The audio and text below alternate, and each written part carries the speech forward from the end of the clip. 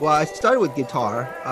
My older brother bought a guitar when I was 12, Mm-hmm. and he hid it under the bed, and I would like sneak it out and play with it when he's gone. Was it an So acoustic or what kind of uh, guitar? an electric, like a Strat. Right? He bought an electric guitar, an amp, and all that stuff, and left it in the room, and I would go in there and play it all day. And then I didn't have any teachers or anything like that, so I pretty much had to figure things out on my own. So Mm-hmm. I just started kind of like fiddling around with it, and then one thing led to another, and I got a hold of Ozzy Osbourne's Blizzard of Oz album. Yeah, man. Yeah, so I got so hooked on that album. I wanted to learn those songs like just by ear, just by playing it like over and over. So I would put a cassette tape in a stereo deck and just play it over and over and try to nail those parts. Mm-hmm. And that's pretty much how I learned guitar. There's something in that, isn't there, that when there wasn't tab and all this online stuff, that you had to get it, and you would sometimes make mistakes, but you're using your ears, I guess, right? Yeah. So so I was self-taught, so I learned a lot of things the wrong way. Mm-hmm. Yeah. Like I didn't have alternate picking and all that stuff, which eventually I had to relearn everything down the road, because basically I just kind of figured things out on my own, and I played it the way I heard it in my ear. Right. And even that, I think playing by ear, as you develop that, like you realize you were playing that thing wrong the first time too, like, because you get to hear more things after you do it for a while, right? So I had to sort of relearn everything years down the road. Creates individuality, though, I think, that the mistakes and the missteps. You said you were listening to Blizzard of Oz. And what other records were you going through at the time as you were growing up? Yeah, so my first cassette that I ever bought was Def Leppard, Pyromania, and Quiet Riot, Metal Health. Those two were like my first two cassettes that I purchased, and then after that, I just got hooked on rock music throughout the '80s, early '80s. British rock as well. Where were you at the time? Were you in the States when you were listening to this? Yeah, I was in California. So I was in Anaheim, California. So. Yeah. What's interesting about Anaheim was that there's a lot of musicians that came out of there. So I don't know if you're familiar with Jeff Buckley. Absolutely, yeah. So Jeff Buckley went to my high school. So wow. when I was in sixth grade, he'd come over to our school and perform with his jazz ensemble. And Gwen Stefani and No Doubt went to our high school. So there's like this little music scene in Anaheim, early '80s. It was very kind of thriving at the time, and I really got hooked on that whole scene kind of growing up. I actually did an interview for Jeff Buckley's official website about that, because he had such a huge influence on me growing up, because when I saw him play, it just literally changed my life. Like I was like in sixth grade when I saw him play for the first time. So what was that like? What was it about him? What was it that moved? Was it the voice? Was it just the emotion? What was it? He wasn't singing at the time. He was just playing jazz guitar with the jazz ensemble, but like he was playing stuff that was like just beyond anything that I could even imagine at the time. Like he was just like it was the first time I actually heard a real guitar player play. Yeah. Other than my self-taught self, right? So that was life-changing for me. So I really got into guitar even further after I saw him. And then so I would just be basically like, when I come home at school at like 2:30, I would pull out my brother's guitar and play it till like 10 p.m. Like almost every day. And my parents would kind of like peep their head in the door and see me just sweating in there, just trying to nail these parts from like Ozzy Osbourne, Van Halen, and all those albums, Was there, I mean, hearing you say that you come home from school at 2:30 and then play guitar for like 8 hours, sometimes in Korea that's not possible. It's like education, hagwon, study, things like that. Were your parents really supportive of that? And I mean, like as immigrant parents, like they were working, so they were out in the morning, they came home after midnight. So like we really didn't have any sort of curfews or any type of like a regiment, you know what I mean, at home. Yeah. So we were pretty much free to do whatever we want. But like we sort of, I don't know, we all sort of stayed within our boundaries. Like we didn't go too crazy, but like it was a great opportunity for me to kind of like dabble with music in my room. I think that's really interesting that you have these experiences early on, such as seeing Jeff Buckley and other musicians that sort of show you the really high standards that can be achieved, that inspire you and push you towards not just because it's easy to think you're great when you're in your bedroom, but when you see masters doing it, then it raises the bar almost, doesn't it? Oh yeah, I mean, and seeing it in person, it's just life changing. Yeah. Before we move on, I was speaking to some of my friends. You mentioned Gwen Stefani. I was speaking to some of my friends about No Doubt. We were having a bit of a debate. And I think that their early stuff was super tight. I think it was musically very interesting. Lots of changes in structure and time things. It's a weird question, but any thoughts on No Doubt? No Doubt? Well, I mean, they're a ska band to begin with, right? Yeah. So I think a lot of people forget about that. That's the No Doubt I'm talking about. Yeah, that kind of stuff. So in that respect, they're very tight, and just they got that ska sound. But like as soon as they started kind of like dabbling with pop music, and their what's the big breakout single? Hella Good or something was one of the big pop ones, wasn't it? Oh my god, my brain is just fried. But anyways, yeah. So and then now Gwen Stefani is kind of doing her own thing, and now she's very pop. Like she's doing stuff like with Pharrell and all those other things. So I think it's cool. I think it's kind of like broadening her horizon. Like ska was for the most part was a very Huntington Beach type of thing out here in California. Yeah. So like. No Doubt was like this underground band that used to perform in Huntington Beach, like locally here in Orange County. And, they used to perform at like our school picnics and things like that. Next thing I know, they're like humongous, right? So yeah, it's really cool. And not only them, but just like my junior high school was very interesting because as soon as I got to junior high school, like all the cliques were separated by bands. Like everybody had bands, like I don't know if you've seen like movies like about those kind of things, like where like you're at school and like, hey man, are you in a band? I remember Airheads and things like that as growing up, those movies. Yeah So it was very much like that. So like you want to be a cool guy, you have to be in a band, right? So I actually started with guitar, but I didn't play guitar in a band actually never actually. I started out playing bass because I wasn't very good at the guitar at the time. So like bass was kind of easier for me, I guess. And then I picked up drums, and I was playing drums in a band for about 5 years. And what kind of music were you playing when you're playing drums? Like rock, like punk rock. What was the band called? Can you remember? Channel One. That's not bad. Channel One, yeah. Yeah, so we used to perform at all different places and things like that. And then like we had a piano at home too, and then I remember just kind of like driving like home from school, and I heard David Foster's St. Elmo's Fire theme on the radio, and I was like, oh my god, like what is this? This is like the most beautiful piece of music I ever heard. So I'm like, I want to learn this on the piano. So I opened up the piano, and then again, like I didn't have any lessons or anything like that, so I was trying to figure it out, and kind of like everything kind of evolved from there. So I started playing like at least one instrument in every like in a band situation at one time or another, right? So eventually I put all those skills to work and kind of arranged the entire songs myself, with the drum parts, because like I knew how the drum parts needed to go, and the bass, etc. So I would start arranging music at home. I guess it's really important that not only you had those experience of seeing people and being around music, but that you also had pianos and guitars in your house that you could pick up. It wasn't something outside external, but it was right there for you.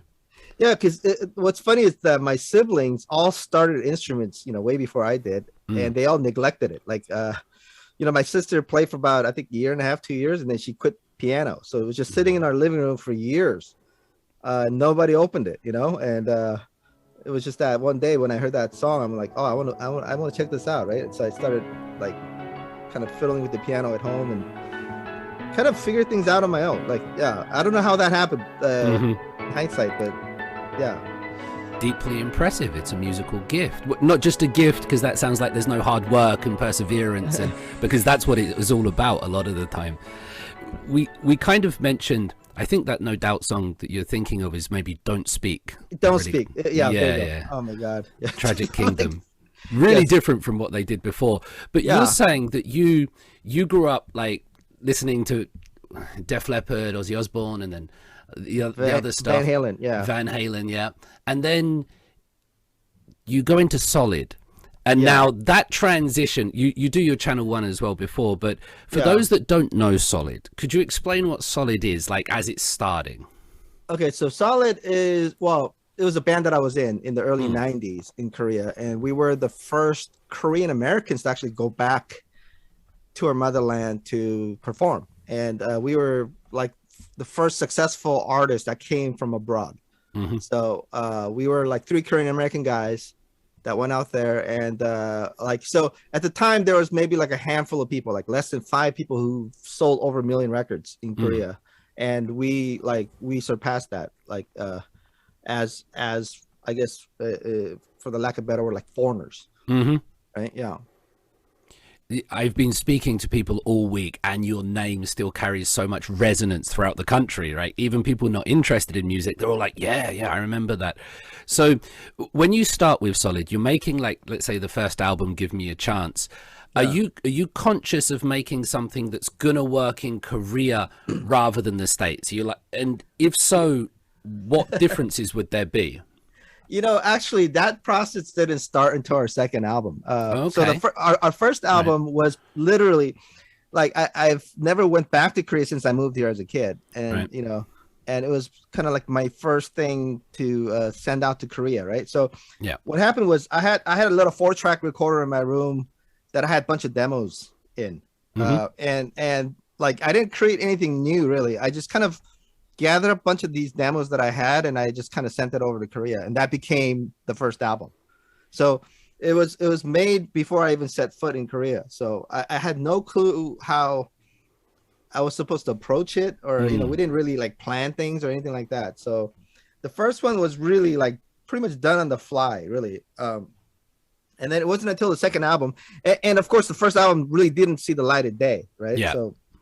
So that was for obvious reasons. And then so when it came time for the second album, I actually went out to Korea and spent a lot of time there, and I got to connect with like local musicians, and I heard, you know, kind of in my own way, kind of scope out the scene, right? And then tell us about the scene, like your impression of the scene coming from Huntington Beach or Anaheim, then you go to Korea. What's the scene like in the 90s there? 90s, it was literally like we zapped in from the future. Like we, you know, we came to Korea with baggy pants, you know, like we were like so into hip hop at the time, and Korea, like, it was pretty much non-existent at the time, except like maybe in Itaewon and places like that. So like when we first got to Korea, like cabs wouldn't pick us up because we looked funny, like we stood out like sore thumb. So you know, like I got introduced to the whole music scene in Korea through my manager that we met, and he introduced us to like Shin Seung-hoon, Kim Gun-mo, and all these like legends, right, at the time. So like I got to sort of see all of them kind of work and construct their songs and things like that, and I was like, I took a lot of that in, and I tried to implement that to our music.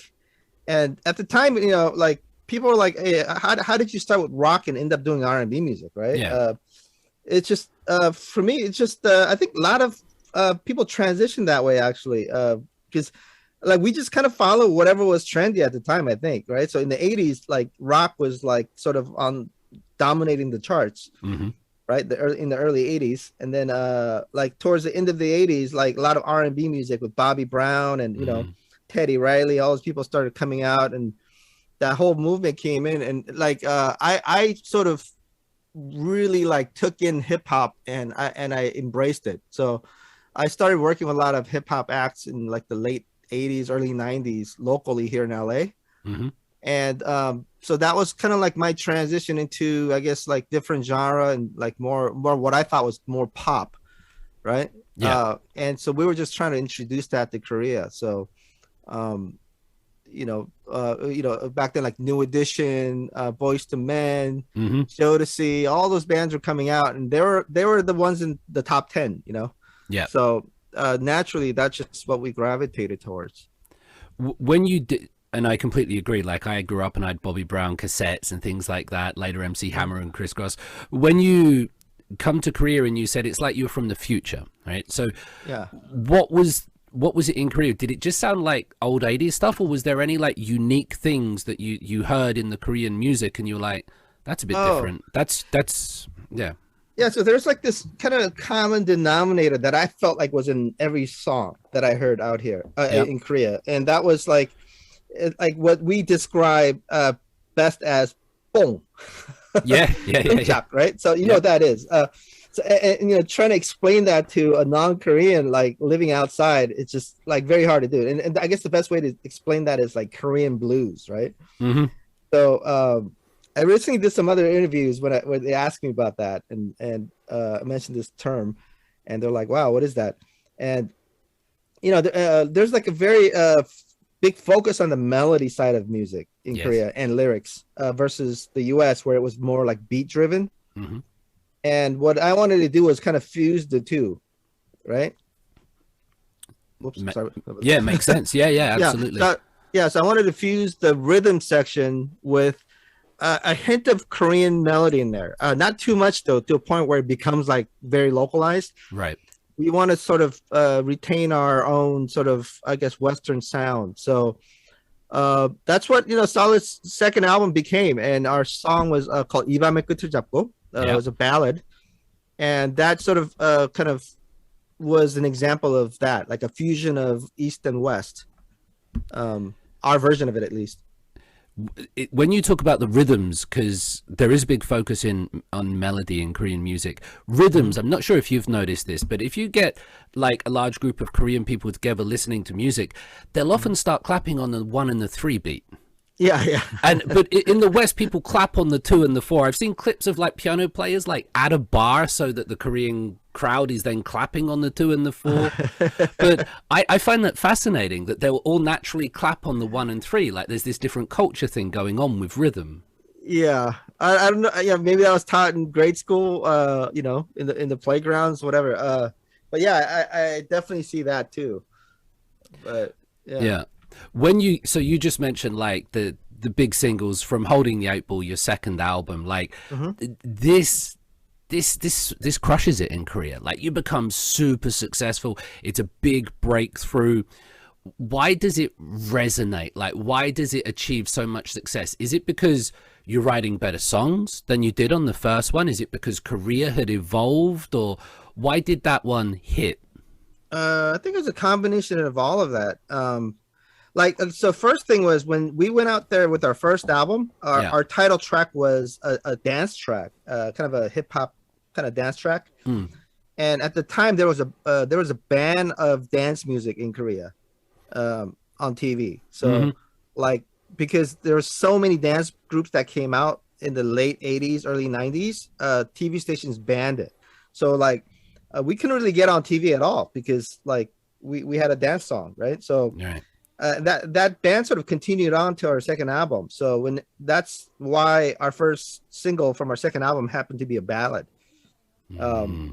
Originally, I think we were planning on doing another upbeat song, but that was just how the market was at the time. But not only that, I mean, like I said, like what I picked up in Korea while I was there from other producers and other songwriters, and seeing that really kind of gave me a whole new spin on how to make the record. So I don't know if you heard our first album, but if you go back and listen to our first album, it's like night and day. It's like there's like no melody at all in our first album. It's just a bunch of beats, and we're just kind of like, I guess for the lack of better word, like jamming on it, like just rapping and kind of ad-libbing on it, whatever. Second album was like there was a lot more structure in the songs, and they were actually I remember my older brother, who was actually doing music at the time too, and he told me like, hey, if you can't play your song with a high school band, it's not a good song. Fair enough. Yeah. Right? Like a Yeah. like a marching band, right? Like Yeah. if a marching band plays your song and nobody recognizes it, that means the melody sucks, right? Right? So I think we put like a lot of emphasis on melody and things like that, and also like it was the first time where Korean people saw Korean Americans on TV. You know, that was like openly Korean American. You know what I mean? Yeah. And so that was very refreshing and new to the audience because, you know, like our lead singer had like a pretty strong accent when he sang, and that became sort of a novelty as well. And then kind of it became a thing. And it wasn't until like I knew the song was kind of getting some traction, but like I think it was after this one show that we did, a TV show in Korea called oh my God, what's the title? Anyways, so there's this variety show where we went to Hong Kong, and we did this whole series of shows where we were in Hong Kong, like kind of like just as tourists and just walking around and meeting people and things like that. And after that show went on air, yeah, we were just everywhere, like on TV. So that really changed the kind of the trajectory. Do you think it helped being Korean American? Now, I can't speak for your experiences, so I'm curious. I'll try to do it respectfully. But being Korean American, it's like you're not completely for. There's elements of closeness. You know, multiculturalism. Sure. Is a different conversation in South Korea than it is in other parts of the world, naturally. But what was that like being sort of a Korean American? Yeah, I mean, I explain it best by saying it's kind of like being caught between a rock and a hard place. It's kind of like you're too Asian for America and you're too American for Asia, right? So it's like this, you know, like there's huge Asia and huge America, and there's a little cross section called Asian Americans, right? Yeah.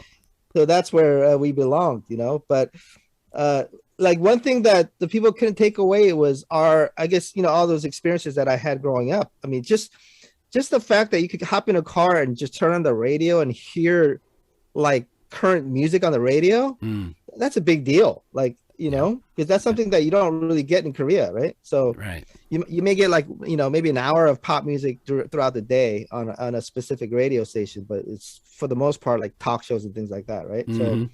So like here, like you have like radio stations by the genre, you know, and just having that.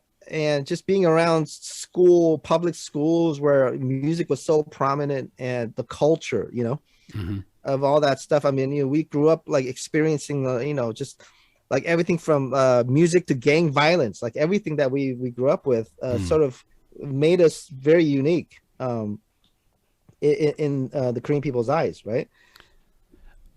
Yeah, I agree, because I sometimes look at university campuses where I work, and you mentioned it before, but I don't see like groups of punks or goths or the rave heads or things like that. It's not as visible. Of course, there are elements of it, absolutely, and they're growing, but music has not been as big an identifier, I don't think, here. Yeah, I think music's become more like a curriculum, like like you know, like you'll see a guy playing guitar and just ripping on the guitar, and then you see the video, he just looks like a guy studying the library, right? Like, and there's no body movements, he's not feeling anything in his face, like there's nothing going on. And every time I see that, I'm like, wow, these guys are amazing players. Like, what's going on here, right? I've been trying to figure that out, because like here in the US, it's all about like people who are really feeling the culture and the music aspect of it.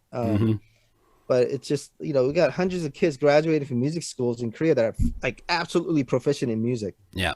But like, you know, if you tell them to create something original or something like that, they're completely lost, right? Yeah. They could do cover songs all day long.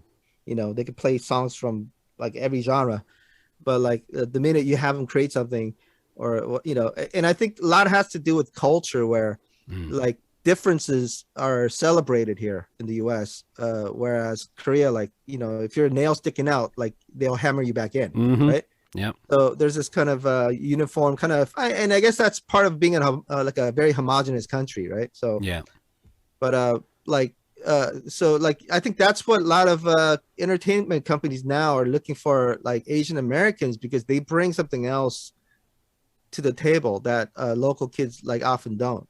Yeah, Right. the creativity, the ideas, the spark sometimes. Yeah. And also, I guess, the free time. That's one of the things I notice in Korea, like having the free time to sit around and play guitar or do your music for 8-10 hours a day. That's important. Yeah. You, looking through your stuff, you worked with Kim Hyungsak. Is that right? Yeah. Like legendary songwriter producer here in Korea. Can you tell us a little bit about that experience? Or what was he like to work with? What kind of person was he? What were you doing with him? He's an interesting guy. So when I first went out to Korea, like my manager's like, hey, you need to kind of localize your sound, and there's a guy you need to meet. His name's Kim Hyungsak. He's like a mega producer in Korea. And me being like from the States, and like we were just very, very hungry to like do music, right? So I was willing to do whatever it took. So I went over. I remember going over to his apartment, and I think he said he was going to be there at like 8 p.m. So I got there, and then of course he's not there. So I'm sitting in front of his door in the hallway of his apartment. I think for about 3 hours. Wow. And then he finally showed up, and then so it's like, oh, cool. So we went in the apartment. We worked on the song for about like 10-20 minutes, and then he's like, hey, Jay, like I'm really, really tired right now. Like I'm gonna take a quick nap. Can you wake me up in an hour? Right. And then so he just fell asleep on the sofa, and then and me being this innocent kid, just kind of like I didn't have the guts to wake him up, Sure. Right. So I just sat next to him till about 5 a.m, and he woke up and he's like, hey, what time is it? I'm like, it's 5 a.m. He's like, oh my God, how come you didn't wake me up? I didn't want to wake you up, Then he's like, oh my God. So he woke up, and so he helped me with Iwama Kutujako, like kind of to, kind of give it the Korean feel to that song. Right. So, but that's my first meeting with him in Korea. Amazing. So like, I got to learn a lot, and not only just about music, but just like being able to, I guess like create so many songs. Right. And so for me, he was sort of like the benchmark of what I wanted to like do as a producer. Like I wanted to be a dedicated producer, right? And that's what I've actually was doing before I was in the group Solid. So I was producing music, and I wanted to do it at like that level where I could be working with like multiple artists and just kind of be like on call for every artist, right? I think just for perhaps some listeners, what is a producer? Because we can get the idea of a songwriter, a singer, or a dancer, but just to sort of flesh it out, Jay, when you say that a producer, what do you mean by that? What's the actual like work involved? Okay, so there's multiple I guess definitions of what a producer is. Like the most basic I guess like US standard of what a producer is the guy who just basically oversees everything. So like he'll hire the composer, he'll hire the lyricist, he'll hire the musicians and book the studio and kind of put it all together, right? Right. But in the circle that I met, producer meant you did everything. Right. Except I mean, most people would hire musicians, but like in my case, I just played my own stuff because like I played all the instruments myself. So like so I ended up I mean, like, so producing is actually part of what we do. So like we're also arrangers and composers and like recording engineers and everything, like all in all, like a one-stop shop kind of deal now, right? But just the term producer itself just means like you're a kind of like an overseer of all things. So yeah, and it's great. Some producers just manage, other producers like you perhaps bring the musical knowledge and the ability to perform those stuff. You said from Kim Hyungsuk, like apart from his sleeping habits, you get the inspiration to like write lots or produce lots, be prolific. Yeah. I mean, he's just relentless, like just constantly, we'll be out drinking like till morning, and like, he'll be drunk and he's writing something out of a piece of napkin, right? And you're like, what are you doing? And he's like, I'm writing the score for the recording session tomorrow for the strings. And you're like, are you serious? And then next day you go to the studio and he's got full strings going, you know. Amazing. So like I got to meet these kind of like real life Avenger kind of guys, right? Mm. Like superheroes, like people with superpowers. And you know, as a young kid, that had a huge impact on me, you know. Apart from the ethic, did you get anything musically from them, like ways to approach songs or arrangements, mixes, things like that? Definitely, I think melodically, like I learned to kind of adapt that Korean style. So you know, like there's a lot of movement in the melody. Mm-hmm. And you know, I remember Shin Seung-hoon, who's like a legendary Mm-hmm. singer and songwriter, and he used to tell me like that, you know, like the main difference between Korean songs and American songs is that like Korean songs are so intricate, like the chords Mm-hmm. are so intricate that like the melody's locked into the chords, so there's not much room for ad-libbing or, you know, kind of improvisation. Right. Whereas the US, it's just kind of common chord progression, and you could make like a million different melodies off of these chords, right? So that was one of the main differences. So and so if you know, if you listen to his music or Kim Hyungsak's music or any of this Korean ballad stuff, Yeah. for I mean for like, and it's been pretty much the same kind of construction like since 20, 30 years ago. Even today, like the melodic structure, and there's a lot of similarities throughout, but there's like a lot of melody movements. Mm. The lyrical content is very important. And you know, and sometimes like those melody content are very similar throughout too. Like you heard like a lot of these melodies playing over and over in these Yep. like similar ballads, right? But they do it because it works. Right. Exactly. Yeah. It Yeah, resonates, and that's yeah. what they're listening for. That thing. Hmm. Um, like when Solid are doing it big, like in the mid 90s, like at the same time in South Korea you have Soteji, and they're doing their Hmm. things with Nanarayo and Come Back Home. Yeah. When I like do K-pop courses at the universities and I show like some early Soteji performances and videos, a lot of the kids are like, "Wow, man, that's lit. That's really good." Like because they didn't Hmm. expect it. What was your take on Soteji's like arrival impact or what they were doing at the time?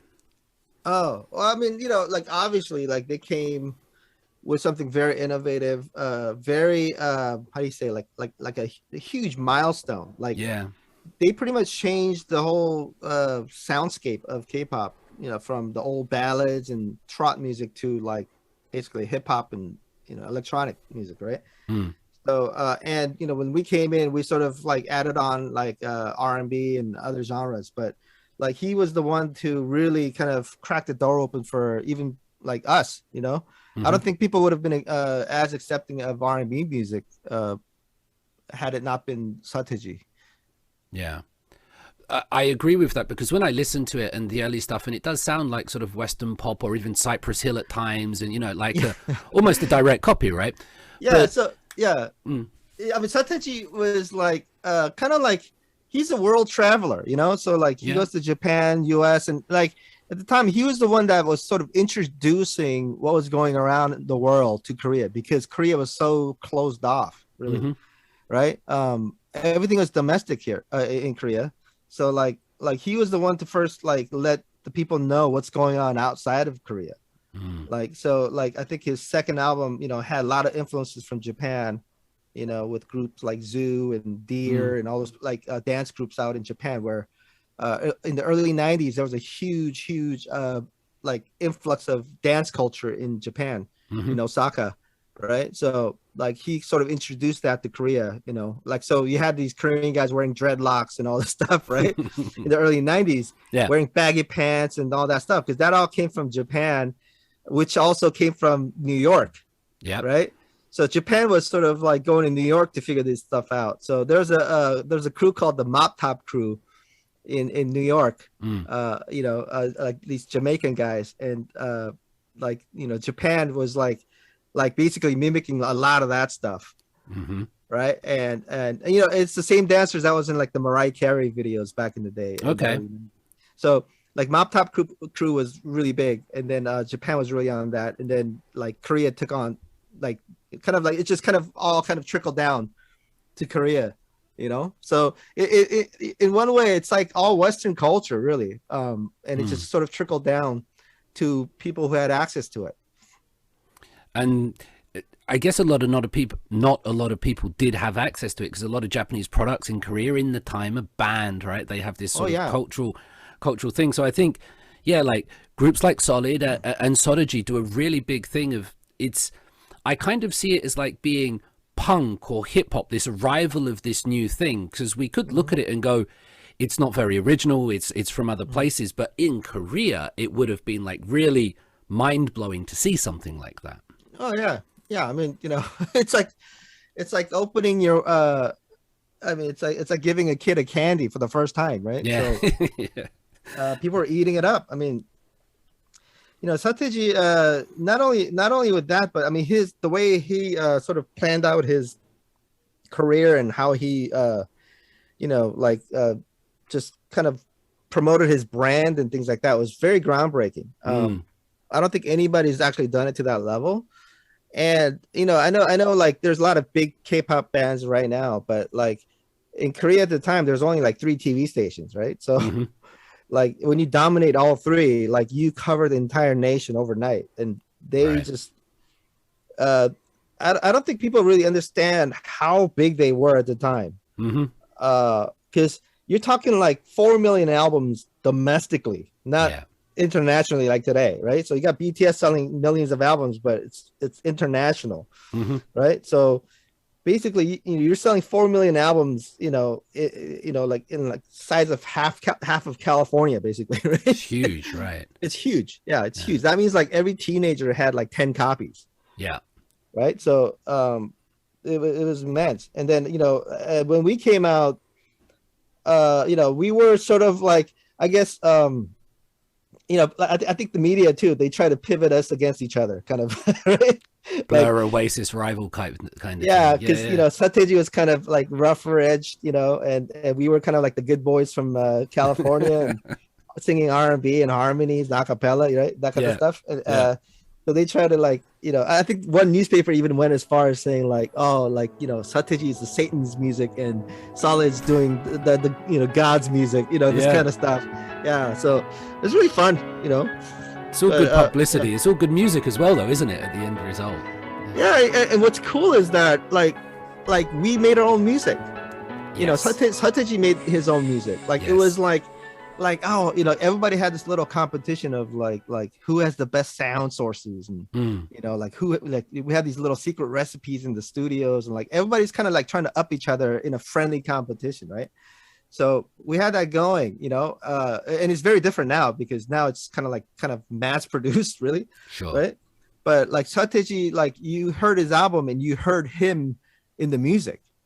Yes. You know, and that's very, very different from what's going on now. Like, you know, and so if you listen to Solid stuff, that was like basically me programming all those songs like myself in my bedroom, right? So so our DNA is in there, you know? So that, I think that makes a huge difference. Agree. It's original, it's authentic, and it's the performers actually writing and creating, which is so key to it. Can I ask you, like, how at that time in the 90s, how were you creating it? Like, because I don't think there's Ableton or Pro Tools or things like that. So right, what's going on when you're actually the physical process of creating that music? Yes, I mean, well, you know, we have to like buy computers and synthesizers and samplers and all that stuff. So like at one point my room looked like a telephone company. You know, I had racks and racks of stuff on the walls of synths and synthesizers and samplers and all this stuff. So like what's interesting was that you know, me being like this broke college kid, you know, like I didn't have money to buy really expensive gear. So I bought what was like accessible for me, like affordable for me, right? So I had a setup that was like I knew would work for me, but it wasn't like the best. Okay. So like when we did our first album and we actually went out to Korea for the first time, like every production company, like there's a major production company in Korea that kind of asked me into the office and kind of interrogated me, put me in a little room, and had a notepad and asked me to like list down everything that I'm using for my albums. Like equipment, you mean? Or, equipment, or you know, everything. So I gave, you know, me being like this little kid, I'm like, okay, you know, I use this and that, and then next thing I know, they have that exact setup set up in their studios. Wow. Right. So what's interesting is that my sampler, it was like $1,000 sampler, and they had like a $5,000 sampler, and they all bought mine, thinking that mine's gonna sound better, right? And my sampler is just it didn't sound very good, but like they switched it all to this little cheap one that I was using, which was really funny. That's cool, man. Your influences run deep, even in equipment. Then, yeah. Yeah, I mean, like, because I think at the time, a lot of people knew our potential, but because we weren't like commercially successful during our first album, I think they thought we were just gonna go home, really. Right. So they just wanted to kind of like take whatever we had, like, so, like, they, I mean, one guy asked us, like, because we have this, our rapper from our group has this iconic kind of 8-ball cane that he uses for his performances. Yeah. And then another artist asked, like, yo, where'd you get that? And then, us being like this, like, we just got it right over there in this tuxedo shop, right? And then, and the guy got it and put it on his album cover, right? So, like, stuff like that happened all the time for us, like, because we were like, I think we sort of had this whole mentality of like there's more where that came from. Right. So, like, you could take this, you could copy my setup, you will not get the same sound as us, right? And I think we were very confident in that. So we were very kind of like generous with our information, so to speak. I like that, though, because you can copy the equipment, you can copy the image, you can even copy the name, the chords, but you can't copy the person, you can't copy the experiences, where it comes from, the talent, right? Yeah. That's when we let that shine. So, like, you do that thing with Sodaji, you're selling 4 million records, you're smashing it in Korea, but you also write songs, produce songs for other people. Now, I was going through some of the list of these. Did you do Boa's 1999 Let You Go? I think so. That's so long ago. Okay, I don't remember a lot of these songs. I'm sorry. Like, no, it's all right, because I was listening to a lot of the ones on your discography, and that one in particular, right? It's got like arpeggiated acoustic guitar chords. It's got this filtered wah-wah funk guitar. It's got distorted power chords and. Really? Okay, I need to go listen to that. Yeah, it's a good song, man. You might like it. I don't remember. Yeah. I just remember meeting her, and she was like 12 years old or something, and I was like, "Oh my gosh, like I've never seen anybody that young in a studio before." Wow. Yeah, that's the first time. Yeah. 12 years old. That's incredibly. I think she was 12 or I mean, she looked 12. Maybe she was like 13, 14. I don't know, but she was really young. And yeah, that was very interesting. It's a really good song. It reminds me of sort of, I don't know, Frusciante's work or something like that, with the layered and different types of guitars. It's very interesting. I guess you also did stuff with like Om Jong-hwa, Dongbang Shingi members, things like that. So yeah, in terms of that, I think what I want to ask you is, are there any songs that you did that you're particularly proud of, or are there any that you wrote that weren't as big as you thought they should have been? Do you know what I mean? Because sometimes the ones that you really like aren't the ones that are successful. And what's your take on all that, Jay? Again, like, my memory is really bad, but like I remember I wrote a song for Jae. There's a singer named Jae in Korea, a female singer. And it was kind of like I gave it to her, and it kind of ended up on a B-side kind of a thing. Yeah. And then so I gave that same song to a Taiwanese artist like a year later, and that song went to #1.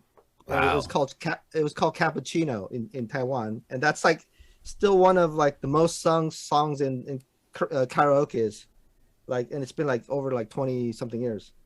So there's been cases where like it didn't work in Korea and it works in Taiwan, or vice versa. Like, there's been many cases like that, but and there's songs where I felt like, oh my god, and I don't like to reference my own songs very much, because like when I listen to it, I cringe. Yeah, I know the fit. Yeah. Right. So it's like, oh god, but I think there's a song called 8318 that Jay sang back in the day, that I wrote, and I thought it was like, okay, whatever, and that song actually did really well in Korea. And like I hear about it like more these days about it, but Tell me a bit about Jae then, this artist. You've mentioned a couple of songs there. Like, what was it like working with Jae? Jae, she's great. So like I'm like when I met her, that's when like a lot more people were coming from the States into Korea. And she was one of like I guess like the second wave after us. Yeah. So like there's a very prominent music producer named Kim Sang-won. Yeah. He was the head producer of our album, and so he was like, hey, there's this girl, she's from Virginia, and she sings well, like do you want to work with her? I was like, sure. And so he kind of facilitated the whole thing, and we became really good friends right away. And yeah, I think I worked on several songs for her after that.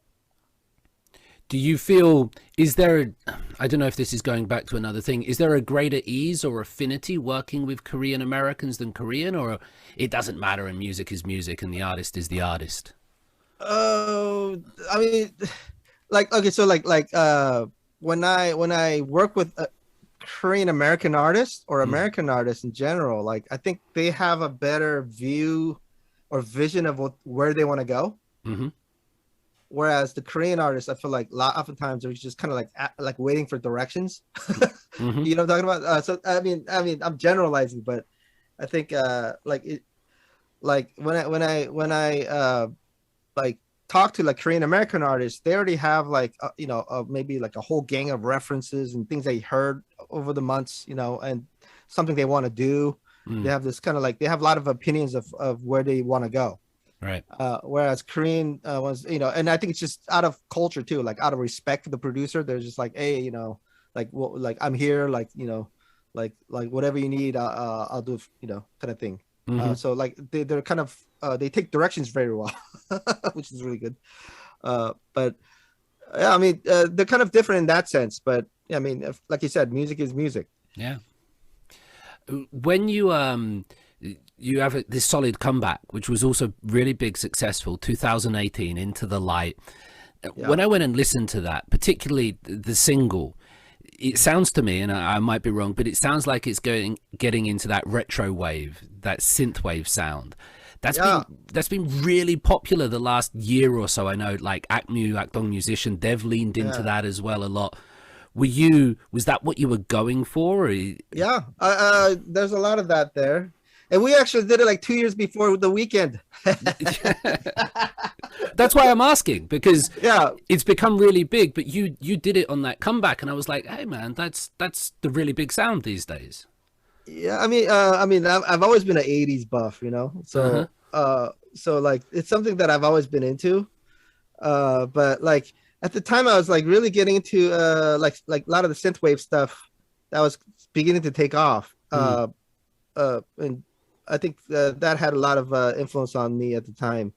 But I've always been about like whatever it is, whether it's retro, synth wave, whatever. Like there's always has to have this little funk element. Right? So like the song Into the Light, if you hear the bass line, there's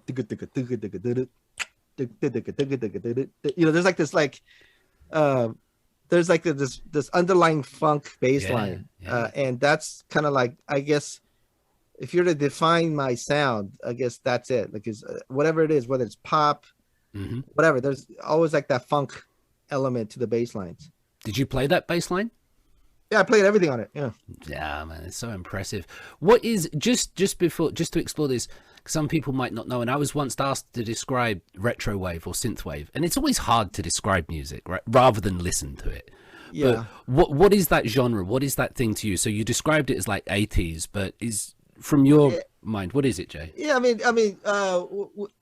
80s, was like big on new wave and all that's like, even Italo disco and all that stuff. But I guess it comes down to the sound sources, right? So instead of using like what we call like 808s or like these sample sample drums off of vinyls and things like that, like we use 80s drum machines, like the Linn drums, just like or like the Roland drum machines from back in the days, like from the 80s. So and a lot of the 80s sort of synth sounds, like or synths from the 80s. So like the Oberheim, like the Prophet 5 and all those old synths that we used back in the 80s. We tried to bring that back. So you hear a lot of those kind of sounds on the recordings. It's really cool, and it's interesting how that kind of nostalgia, that retro thing, has become the new thing, became the modern thing. Even though it's backwards looking, it was the new sound, right?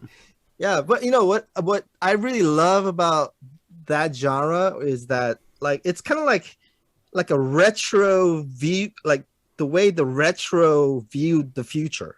Yeah. You know what I'm talking about? It's like the way people in the 80s, imagined the future, right? Yeah. And I think there's so much imagination and all that, right? So if you watch like all those movies from like back in the day, like of how they imagine the future, that's how the music is kind of like the soundtrack for that, really. Yeah, I agree. And it goes with the aesthetics, with the cyberpunk thing and all that. Yeah, it merges together to create this huge thing. What was your take on Into the Light? What was that comeback like? What was the your feelings towards it, the response, how it was in Korea? Okay, so first of all, our fan base is kind of like our demographics. Our fan base is very unique because they're at the age of like, I guess, like upper 20s to like maybe 50. Okay. And like a lot of our followers don't use the internet for social media. Right. So it was very hard to assess like how many people would come to anything, like, right? Yeah. So when we did our initial showcase to announce it, like we rented this huge venue in Itaewon, and like we're like, man, are people really gonna come, right? Because we haven't been out in 23 years. Were you nervous? Right? Yeah, and then so we're like, oh man, and on the internet, like there's like really no response from people, so we're like, oh man, maybe people forgot about us, right? So and the day of the showcase, it was completely packed. Like nice. There's people like lined out like down the block just come and see us, and so we were like really, really blown away and touched and all that stuff. And and I think it was the same for the concerts. When we were talking with the concert promoters, we couldn't really assess how big of a venue to get because we did not, there's no way to keep a tab of our demographic, like virtually. So, we just kind of went conservative and kind of went to kind of like a mid-tier venue, mid-sized venue, and then like the tickets sold out like in less than 5 minutes. Man. So we added more shows to kind of accommodate for the rest, but it was awesome, man. I mean, just for me it feels like not that long ago because I don't know. I guess I'm stuck in a time capsule, but like for everybody else, it's been like 20 something years, right? Yeah. And the fact that they remembered and came out to see us, it was great. We had a great time. I think people had a great time coming to the show, and yeah, it's awesome. Does the solid fan? I just curious about the solid fan base because, as I said, I spoke to loads of different people this week in Korean about solid, and what surprised me is like my brother-in-law, who's a lieutenant colonel in the army, knew solid and liked solid. The people at the radio station, in the media companies, knew solid and liked solid. Like it seemed to go across a lot of different demographics, which surprised me. Does the fan base have a name? Is it like Solids or? Solids. I don't know. Well, it's called Dillos, like solid backwards. Oh, okay, right. That's our fan club. They still exist till today. Excellent.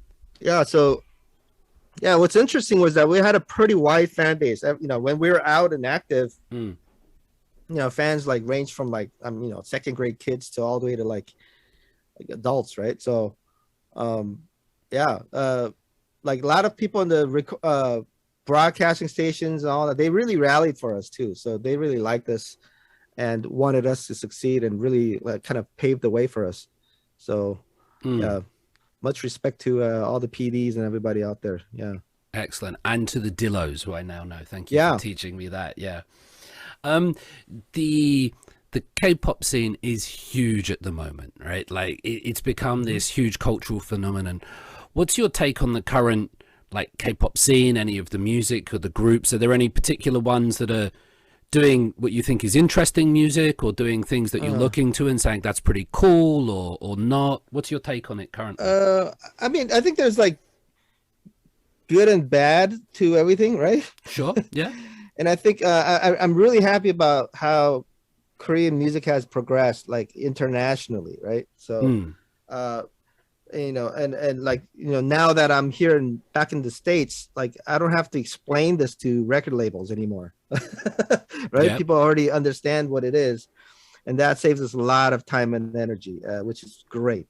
And I think, you know, I like have so much respect for guys like HyungSuk and, you know, BTS and all this, Blackpink and bands who are going abroad and really kind of like representing, you know, what used to be a very small local market, right? Yeah. Yeah. And then I guess, I mean, you know, if there's a downside of it, I think it's kind of like what I was kind of mentioning before. I think like I like the forerunners. I like all of them. Like, you know, whether I agree with their music or not, I always respect the forerunners, the pioneers, right? And it's always like the carbon copy ones that come afterwards that saturate the market and kind of ruin it for everybody else, right? And I think it's we've seen that during the disco era, you know, the glam rock era, right? Like where you know, like the forerunners were great, right? Yeah. Like Def Leppard was great, and then you had like, you know, like 1,000 glam rock bands in LA, then it became saturated, right? So Right. I think the market is quite saturated, to be honest. And I think like the forerunners, I think you know, it may actually harm the forerunners in the long run by maybe possibly even creating a backlash out here in the States, specifically because record labels here are just known to do that, right? So I mean, like kind of like the late 90s when they had all the boy bands, right? Yep. NSYNC, Backstreet Boys, you know, LFO, 98 Degrees, da, da, da, Right. and then all of a sudden they're like, okay, no more, right? So I think K-pop is great, you know, but I would like to see some variety, like more like depth and width to the genre. Kind of like, you know, I always use the Latin music as an example, and I think Latin music was a great blueprint for any you know, international music coming into America, and it's that, you know, they didn't come to America with like 50 menudos, right? Yeah. Right, they came here with one menudo, Yeah. right? And you came with like, you know, Mark Anthony and Ricky Iglesias, you know, like there's like Jennifer Lopez, there's like different you know, Ricky Martin, like they came with variety, and they came with their own sound. They didn't have their music produced by, you know, like Timbaland or somebody. They had their own producers make their own sound and bring it out here, and I think that was groundbreaking. And I think Korea is on the right path because, you know, like K-pop was like, you know, like I like the fact that HyungSuk is actually like spearheading it as a producer as well, right? Yeah, and bringing it out here instead of like handing the kids over to like Timbaland or somebody like that, right? To make the beats and have them sound like everybody else. And I think that was really good that like K-pop sort of held on to its identity and not try to like assimilate too much, right? And kind of stuck to their guns and stuck to what they're good at, and they got recognized for it. So, you know, big ups to Big Hit and, you know, like YG and everybody that's doing that. Yeah, the success is real and genuine, and they're achieving great things. You mentioned just there like the boy bands and girl bands of the 90s, and in England we had the Spice Girls and Take That and Westlife and One Direction. It seems like the West has the West has stopped doing boy bands, girl bands to an extent, but now K-pop, like as you say, is quite saturated. They churn them out. Do you have any views on that? Is there a reason why that's happening, or are there boy bands and girl bands still happening in the West, or what's happening there, Jay? I think boy bands are always in demand. It's just you know, I think when the record companies like really lead, I don't know, the pop culture, it's a disaster. I think like there's always a demand for a good boy band. Yeah. Right. And America just wasn't putting out any lately, and K-pop sort of filled that void. Yeah. You know, I think I had K-pop come out here during NSYNC and Backstreet Boys days, I think they would have maybe had more resistance. Mm-hmm. Right. But like right now, there's like, you know, everything out here is like hip hop and rock basically right now. So like having a boy band where you can have like, you know, 10 plus members to choose from, you know, for the young girls. I mean, that's always been the formula ever since the Beatles, right? Yeah. Right. And like that'll never go away, I don't think. As long as there's teenagers, and you know, it'll never die. And I think America's just been sleeping on that for too long. And I guess Korea's had what 20, 30 years of experience making these boy bands now. So the skill levels, the choreography, the production, the aesthetics, like the beauty of them, it's off the chart now, isn't it? Even going back to 15 years ago. Sure. Like they've really polished it. Yeah. And also, I mean, you know, like in general, like the US, the music industry is sort of like scaling back their budgets. Mm-hmm. Whereas like Korea is like beefing it up even more, right? So like people know when they get prime content, you know? Yeah. You know what I mean? Like versus like something made in their backyard. So like there's a difference in quality. I mean, just looking at these music videos, like you could tell, you know, it's invested, right? Yes. And that matters a lot to consumers. Like they feel like they're getting quality stuff for their money, right? Mm-hmm. So I think that has a lot to do with that as well. Yeah, I completely agree with that. And perhaps it might change in the future. People might go back towards a more organic or bedroom sound or garage thing, you know, once the hyper-real thing goes. Just perhaps to bring this to a close, what are you listening to these days as a producer, Jay? Like what's on your stereo? What's on your playlist? What's making your toes itch in the morning? Man, you know, on a daily basis, I listen to the classics, man. I listen to older stuff. Such as? Like, I'm a huge fan of Al DeBarge. Okay. And so, you know, of course, like Michael Jackson and Al DeBarge, but like, I'm a huge fan of that genre from like the early 80s, where like funk, kind of R&B musicians met technology, right? Right. So I listen to a lot of that stuff. You know, I listened to like top 50 chart the other day, and I was like, oh God, I don't know, it's okay. It's definitely not what it used to be, right? So in my personal playlist, I have a lot of older songs. You know, I listen to a lot of like instrumental music, like fusion jazz kind of stuff, which is very uninteresting to teenagers. And then, you know, then I listen to the usual like Kanye or Drake or, you know, stuff like that. But and like I listen to kind of like eclectic kind of electronic weird stuff. And the best way I discover them is at clothing shops. Yeah. Right. So if you same thing, if you're in Korea and you're at like a Zara's or something, they always play the best music, and you sit there and like, oh my God, I love this stuff. And you know, you just kind of like search it on your phone, and then you make a whole playlist out of it. That's it. It's interesting. I feel like, Go on. Sorry. Go on. I feel like that's kind of like the where the whole music is heading, really. Like, I mean, you know, the commercial top 40 charts is like, I don't know. I don't know how to explain it, but I think to be sort of ahead of the curve, I think playing to these alternative kind of like playlists is the way to kind of innovate and kind of fuse new ideas to create something new, you know? So it's something that I like to do. I agree. And it's interesting that, you know, you're listening back to old stuff. You're listening to obscure stuff. I do the same. I'm getting back into like 90s jungle and things like that. Weird stuff. Awesome. But there's this question. This might be the last thing. It might be a bit too beyond the topic, but there's this idea, Mark Fisher wrote about it, that there's been no musical revolutions for a while. Like that if you got music from the 50s, if you got Little Richard, Chuck Berry, took it back to the 30s, the people in the 30s would have lost their mind. They'd have been like, what is this?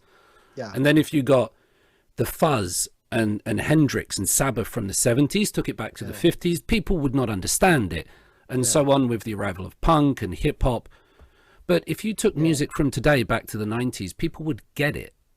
That there hasn't been any big musical changes, technological. We have auto-tune and things like that, but what's your take on that, Jay? Are we sort of stuck in the same place, or has music moved on? I think music became sort of one of many forms of entertainment now. Like it's not like back in Chuck Berry days when you got like 2 TV stations, right? Yeah. Like now we got like cable and video games and movies, and so there's so much you could do with $10 now that you couldn't do before, right? Yes. Or like if you had $20, the only thing you're thinking in your head is I'm gonna go buy a CD, right? Now read it from front to back for 2 weeks. Yeah. So and now with $10-20 you could do so many different things, right? So I mean music is but one major thing that's different now than before is that music has become international. Yeah. Right. So Korean music is being sold everywhere else. That's the only difference. Other than that, I think like just in terms of like the market size domestically, it's always been the same, right? So like now with all the international markets, Korea is selling like 10 times more than before, but the demand has decreased 10 times, so we're like even. Yeah. You know what I'm saying? Like, yep.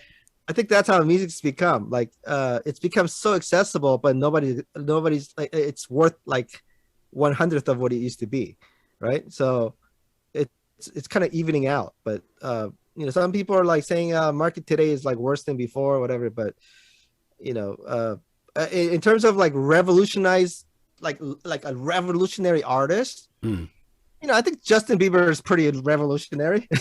Yeah. Yeah. Props to him. You know what I mean? Like, if you look at like everybody else, whatever, they might be like a bunch of one-hit wonders or whatever, but somebody who's done it for like 10-20 years, Drake is pretty revolutionary. He's outsold like pretty much everybody in history, right?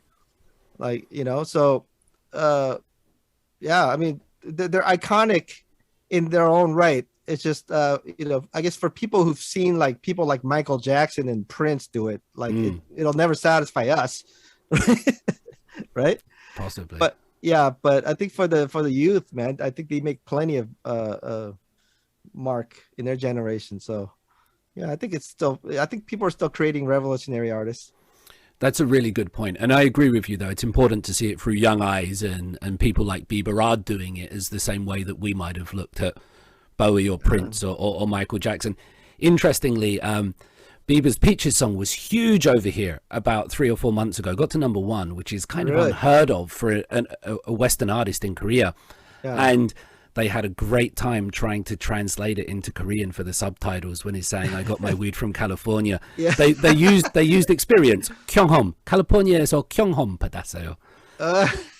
Interesting bit of localization of music. Yeah.